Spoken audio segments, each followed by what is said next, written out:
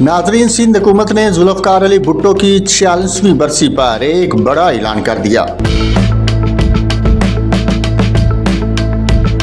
Pakistan people party के बानी और साबिक़ वज़ीर आज़म जुल्फ़िकार अली भुट्टो की 46वीं बरसी की तकरीब इस बार कुछ खास होने जा रही है।